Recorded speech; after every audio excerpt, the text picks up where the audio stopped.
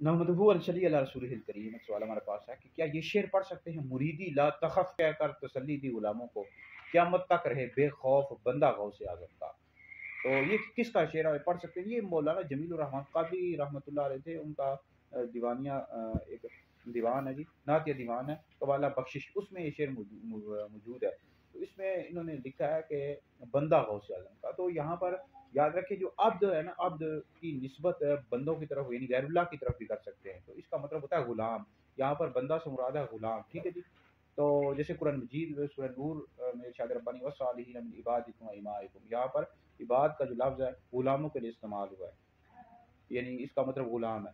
तो अब्द का जो लफ्ज़ है ये गैरुल्लाह की तरफ इस्तेमाल कर सकते हैं, कोई हर्ज नहीं है, ठीक है जी। जैसे कि नाम रखते हैं अब्दुल मुस्तफ़ा, अब्दुल रसूल, अब्दुल नबी, ये नाम रख सकते हैं, कोई हर्ज नहीं है। यहाँ अब्द का मतलब होगा गुलाम, ठीक है जी।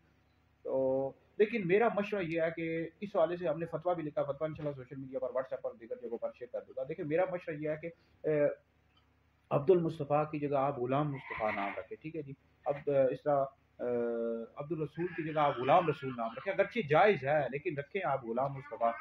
और इसी तरह ये जो शेर है ये अवाम में इस तरह के अशार न पड़े थे। वहाबी देवबंदी इस तरह की पोस्टें बना करना, फिर ये शेयर करते रहते हैं, वीडियो बना लेते हैं, कहते हैं जी ये देखो अहले सुन्नत बरेलवी के लोग कितने शेयर करते हैं और ये कह रहे हैं कि अपने आप को गौसे आज़म का बंदा कह रहे हैं। हालांकि जायज़ है, गुलाम इसका मतलब है, लेकिन ये वो गुमराह करने की कोशिश करते हैं। साथ सुन्नी ज़्यादा लोग आवाम होती है, उनको पता होता कोई नहीं है, बेचारे गुमराह हो जाते हैं। कई लोग इस तरह वाबी हो गए, कई जो बंदी हो गए, तो इसमें तवज्जो करनी चाहिए। इस तरह के अशार अवाम में नहीं पढ़ने चाहिए, बंदा गौसे आज़म का। इसका आप अगर पढ़ना हो तो आप कहते गुलाम गौसे आज़म का, ठीक है जी। तो इस तरह पढ़ा करें। बहरहाल वीडियो सुने, दीगर लोगों तक भी पहुंचे, आप लोगों के लिए बहुत बड़ा सदका जारिया है।